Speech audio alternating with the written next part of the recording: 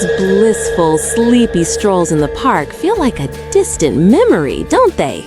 Lately, something's shifted. That contented cooing has turned into a constant whimper.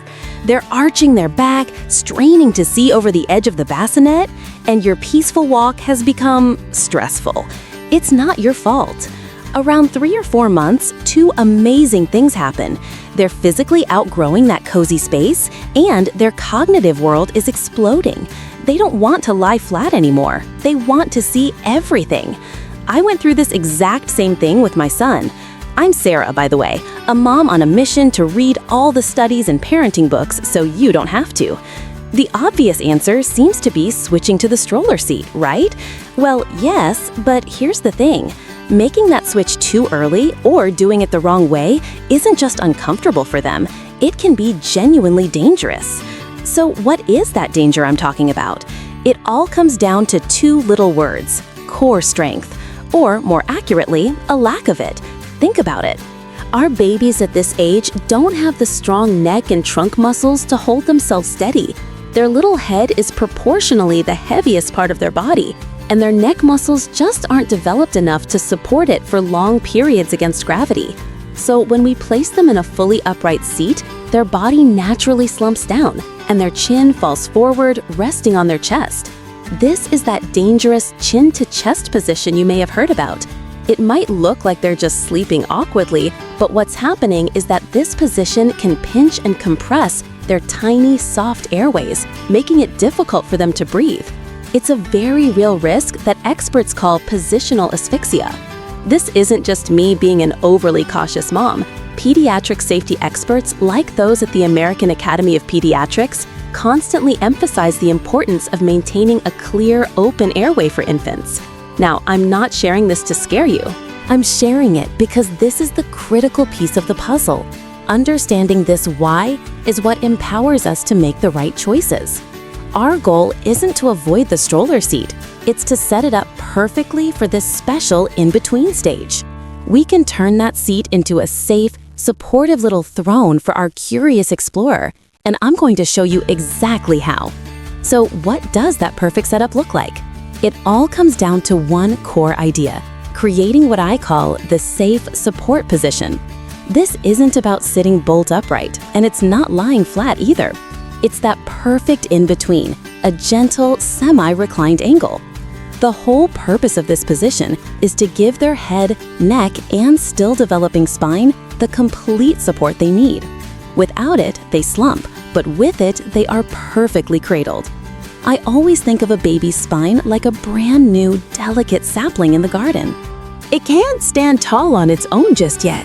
It needs a supportive stake to help it grow strong and straight. For this stage, the semi-recline of the stroller seat is that stake. And the beautiful part is, this gentle angle is still upright enough for them to look around, to see the trees, the dogs, and your face. It satisfies that newfound curiosity, which, by the way, is such a magical milestone. Have you hit this milestone yet? I'd love to know what age your little one started wanting to see the world. Share it in the comments below. It's amazing to see how unique each journey is. Achieving this perfect supportive position is our goal, and we'll do it with 4 key adjustments. Let's start with the foundation, the seat itself. All right, that seat. Getting the angle just right is the absolute cornerstone of the safe support position we're aiming for. Your first instinct might be to just prop it up a little, but there's a bit of a science to it. Think of it this way. By reclining the seat, you're making gravity your friend. Instead of gravity pulling their heavy little head straight down and causing that dangerous chin-to-chest slump, you are distributing their weight safely across their entire back and shoulders. It takes all the pressure off their delicate neck and core muscles. So, your first step is to find the recline mechanism on your stroller. It's usually a lever behind the seat or a strap system with a buckle. Lower the back of the seat until it's in a definite semi-recline. We're not aiming for flat, and we're definitely not aiming for upright. We're looking for that sweet spot in between. How do you know you found it? You look at your baby. When they are placed in the seat, you should see them able to hold their head up with a nice gap between their chin and their chest. Their head should be stable, not lolling forward or slumping over when you move the stroller. Now for a little troubleshooting, because not every baby or stroller is the same. What if you recline it, but your baby is constantly straining, trying to do a little crunch to sit up? That's a sign you've probably gone too far back. Bring it up a notch. On the other hand, what if they're still slumping? Either their chin is falling forward, or they might actually end up slumping to the side. That's your cue that it's not reclined enough. Lower it down a bit more to give them that crucial support. And I know strap recline systems can be fiddly. A quick tip is to use one hand to push the seat to the angle you want, and then use your other hand to pull the strap tight to lock it in place. Levers are more straightforward. Just click it into the position that gives you that safe, supported posture. Don't worry if this takes a few tries to get perfect. This is an iterative process. As their head and neck control improves over the next few weeks and months, you'll be able to gradually bring the seat up more. Think of it as adapting to how wonderfully strong they're becoming. But getting that angle right is only half the battle. A supported baby is one thing, but a secure baby is everything. And that security comes from the single most important safety feature on your stroller, but it's also where most parents with the best intentions make critical mistakes: the 5-point harness. Think of the harness not as 5 separate straps, but as one complete system designed to create a protective cocoon around your baby. We need to get 3 zones absolutely perfect: the shoulders, the crotch buckle, and the waist. Let's walk through this together. First, the shoulder straps. The most common mistake I see is parents setting the straps too low, coming from below the baby's shoulders. The risk here is that it allows their entire upper body to slump forward, completely undoing all the work we just did with the seat recline. The correct method is to ensure the harness slot you're using is level with or just above your baby's shoulders. The benefit is huge. This positioning acts like a gentle brace, pinning their shoulders back against the seat. It keeps their chest open and, most importantly, their airway clear. Next, let's look down at the crotch strap and buckle. The common mistake here is having it too high, with the buckle pressing into their soft little belly. The risk is twofold. It's uncomfortable, and it creates space for them to submarine or slide down and out under the waist straps in a sudden stop. The correct method is to have the buckle positioned low, right at their hips. It should never be above their belly button. The benefit of this is that it creates a solid anchor point for their pelvis. This pelvic stability is the foundation for keeping their entire body secure and upright. With the shoulders and hips anchored, we move to the waist straps. The mistake is leaving them too loose. This allows for that side-to-side wiggle that can lead to slumping. The solution is simple. Make sure they are snug across your baby's hips. The benefit is that these straps lock in the stability we created with the other 2 points, preventing any torso shifting and keeping them centered and safe.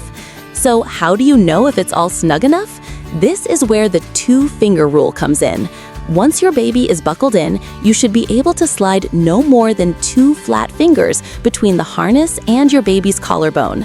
If you can fit more, it's too loose. If you can't get 2 fingers in, it's too tight. It's a simple, reliable check every single time. Finally, 2 last critical checks. 1, run your fingers along all the straps to make sure there are no twists.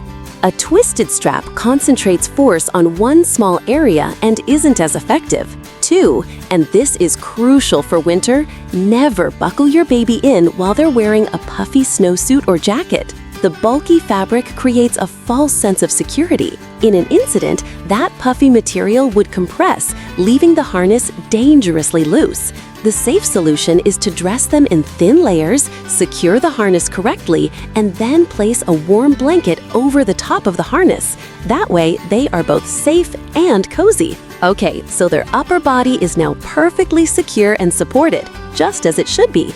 But our work on this safe support position isn't quite finished. We need to shift our focus downwards to a part of the stroller that so many parents overlook: their baby's feet.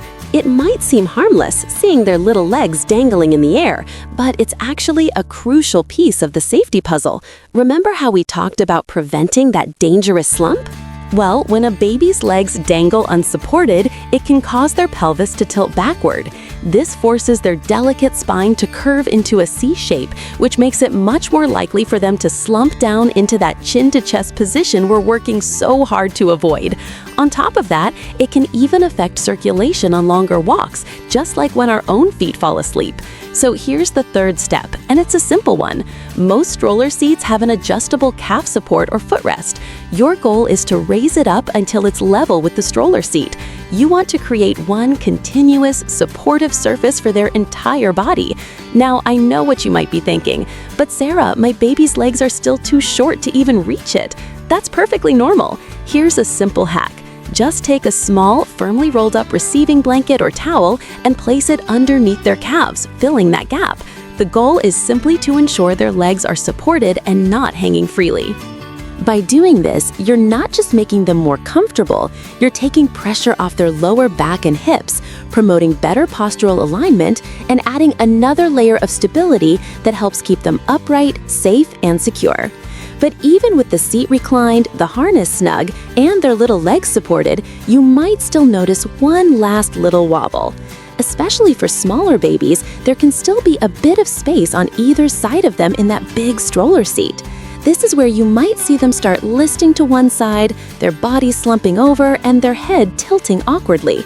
It just doesn't look very comfortable, and it's certainly not ideal for their developing posture. So here is the final wonderful little touch to create that perfect, secure nest for them.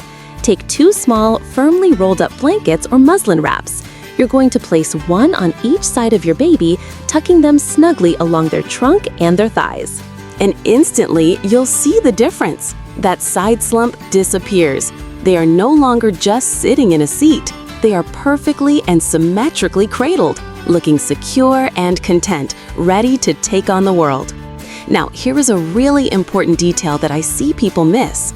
Make sure these supports only come up to about the base of their rib cage. We don't want them going all the way up into their armpits. Why? Because we want their arms to be completely free to move, to reach, and to explore. This isn't about strapping them down. It's about giving their core the gentle support it needs while their upper body is free to interact. This little setup creates a custom-fit cocoon just for them. And remember, this is just for a season. As their core strength develops and they learn to sit confidently on their own, you'll be able to take these little supports away. It's the final step to bridging that gap safely and comfortably. And there you have it, the complete safe support position. Just run through that quick mental checklist: a semi-recline for their back, a snug 5-point harness, their little legs supported, and that gentle side support to prevent any slumping.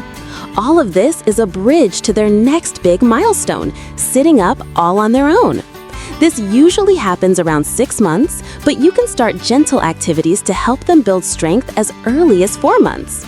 To help you track all these amazing changes, I've put together a free developmental milestone chart for you. The link is right down in the description. If you found this guide helpful and you're feeling more confident about this transition, please give this video a thumb up and be sure to subscribe.